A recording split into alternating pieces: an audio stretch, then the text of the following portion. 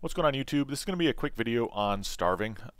It's not really scripted, it's kind of just on the top of my head, so if I miss something or whatever, my apologies. The main thing people always ask me is how do you counter it? What is starving? Like what can you do, right? So I think the most important thing you need to realize is starving in general sacrifices the income of the opponent, or yourself for that matter, with the hope that the leak you acquire gives you more gold in the meantime, right? So if I'm sending every wave, I'm gaining income. But if I'm stopping and not sending those waves, I'm losing out on sometimes hundreds of gold by the time I send, depending if it's early game, late game, etc. Right? So you need to remember that if someone starves on you and you succeed, you're coming out way ahead. If someone starves on you and they succeed even partially, you might be in an even game state. They might be ahead, you might be ahead. It depends on how bad, how much money they get, etc. So, let's say we run into the scenario here where I start Yozora. They king up me on 1, so I'm going to go 5 workers, right? I go 5 workers in this scenario. Actually, I should do this in a different way. Here.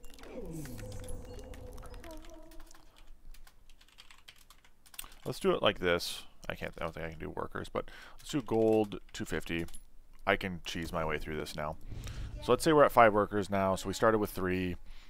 We pushed 2. So we have, I don't want to say we'd have maybe like a single unit, like a bazooka on 3.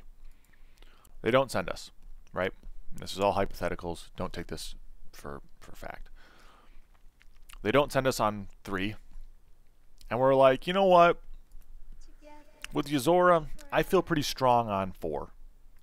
What you can do is you need to look then, okay, when is their next wave to try to send me? Realistically, with Yozora being swift, the wave they probably want to send you is 5 with Yozora. Could they have gone 4? Sure. Will they go 4? Probably not. Right? You kind of have to make that assumption when it comes to starving. When someone's going to be sending you after an extended period of save, you have to make those assumptions that they're going to send you on the weakest wave you yourself are showing. Right? And so there's ways to negate that. There's ways to counter that by putting down a unit to showcase, hey, I'm actually a lot stronger on 4 or 5 than I look. Right? In this situation, having a Zuka down is going to tell someone that, hey, I might actually be pretty good on 5.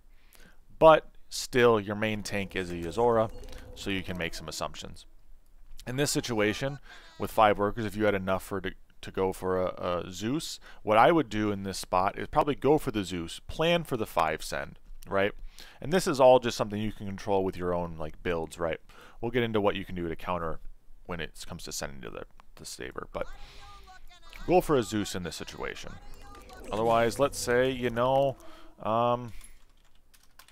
you had a bunk. You grarled into bunk, right? You know for a fact that bunk is going to hold on 4 to basically any send, 5 to majority of sends unless it's a brute or a cannoneer or a hermit, right? So your sole focus with this is you place down a bunk and they stop sending you. You need to immediately look for how you can counter a 6 send. Right? So in this situation, same thing. Maybe you drop a Zuka on 4. Maybe you drop a Zuka on 5, go for the Zeus on 6. Let's say you know for a fact that you'll have enough, and this is super unlikely, you'll have enough to get a Yozora and a Zeus, what have you. You need to try to plan around when they're going to send you in the future, right? You know bunk being fortified is weak to impact. The weakest waves for it are 4 and 6. 4 doesn't work because you have too much value and you have a good unit for damage there, so you want to go 6. Now, the flip side of it is, okay, what can I do to counter it, right? What can I do to consistently get my income high enough to hold, make sure I don't leak, whatever it may be? Now, there are 2 schools of thought, and the first one is realistically that you are going to go for a undercut, right? And an undercut is, let's say, you know, all right, bunk's really bad on 6. Bunk's really bad on 6, and so I need to do one of 2 things. I need to send them on 5 or send them on 6. The idea being that You're undercutting by either sending with them or sending before they send, hoping that you leak them, gain some extra gold. The worry I have with undercut, and something that really becomes a problem, is especially when you're not leaking them hard enough, you're just giving them more time for a larger send into you, right? So like, let's say I got a bunk and I'm like, you know what, I gotta send 5 because they're gonna send 6, so I send, I don't know, double brute into a cat, right? But surprise, surprise, they dropped a bunk or a hardened double mudman because they shifted on 4, right? You might only leak them 2 creeps and a brute. They don't lose out on much gold then in that situation, and you're giving them a longer time to send into you. That's why I think undercutting is a little bit scary sometimes, because it isn't guaranteed that you're going to be able to do enough to actually stop them, especially early game. The other school of thought, and this is what I tend to typically do, is if I'm getting long saved on and I have the opportunity to, I'm sending every single wave, right? If it looks like, all right, I've got a roll here that I can hold every wave no matter what they send to me, so long as I have the income for it, I'm sending quad Krakens every time. I don't care. Like, whatever it may be you can send it every time. It makes a huge difference, in my opinion, because you get that early game income. So even if you do leak hard to that long save, you're still in the game. There are very few times that someone's going to save you 5 to 9 and not sacrifice their early game survivability and not leak small to even income sends and undercuts, but it's going to detrimentally hurt them late game. If you go late with a game with a long saver, they're going to be really behind. There are many games that I've played with Shadow where Shadow goes heavy long save and we basically have to go Sui on him late game because he doesn't have the sustainable income. No matter how good of a builder he is, he doesn't have the income to make sure he holds any type of send, nor the worker count because he has low income to be able to actually leak his guy, right? So you have to play around with the fact that at the end of the day, it's going to hurt them. You need to just sustain through it. So I always income send. If I can get, you know, enough to just leak sub 50 every time that they long save on me, you're going to be usually in a good situation. It also depends on your role, how much you want to send, etc. But I think those are the 2 schools of thought. You either undercut or you income. There is something also to be said that, you know, you can kind of do a little bit of both. I don't really call this a third option, but it does happen. At a certain point, you can, you know, maybe post 10, whatever it may be. You can go for a save with them into income, right? So there's many times that I'll skip 11, 12, and I know they're going to send me 13.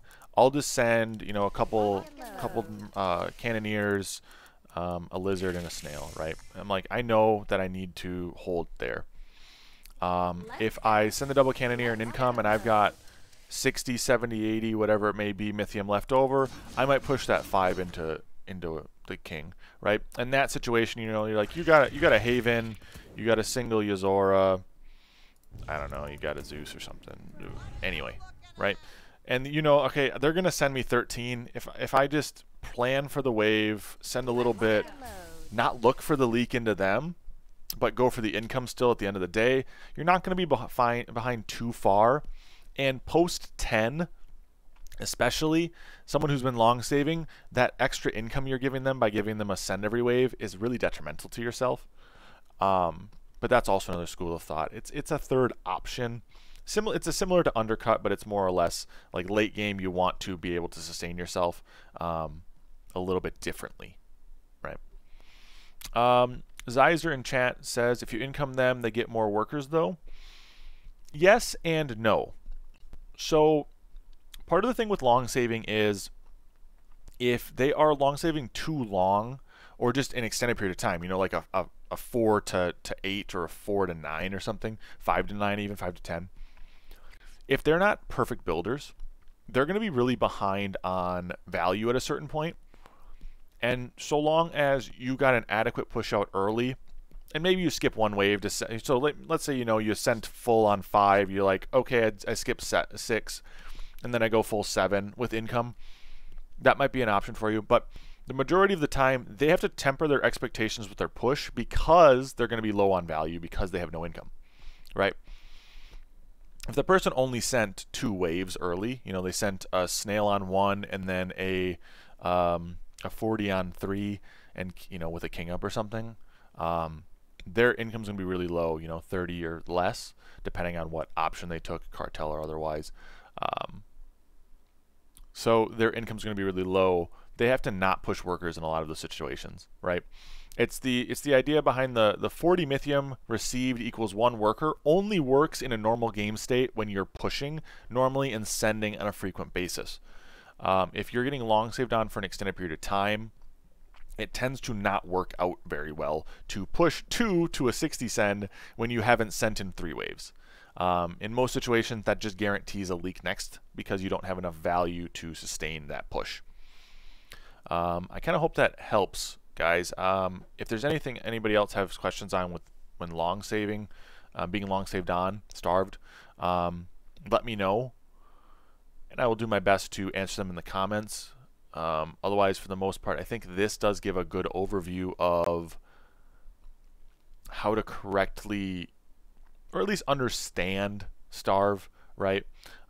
It's a very valid strategy, and a lot of people will implement it because at the end of the day, your goal is to kill the enemy king, right? It's not, your goal isn't to just have 300 workers and be 600 income by wave 10. The goal is to kill the enemy king. So whatever they think they can do to stop you, whether it be to undervalue, overpush, and go for a save on a wave, whether it be overbuild because you're, or excuse me, undervalue because you're overbuilt, right? And save because you're overbuilt with a good unit, right? Like, it doesn't make sense to send into somebody who's got a kingpin 150 stack on wave 7 or wave 9 even for that matter. In most situations, it's best to wait for a weak wave for the rest of his setup and try to attack the kingpin, right? You got to kind of remember that this game is at the end of the day a PvP and you're trying to win. So depending on how people feel like they can win, they will do it. It's why Sui was an option for a while. It's why people did a lot of different things. So hope this helps you out.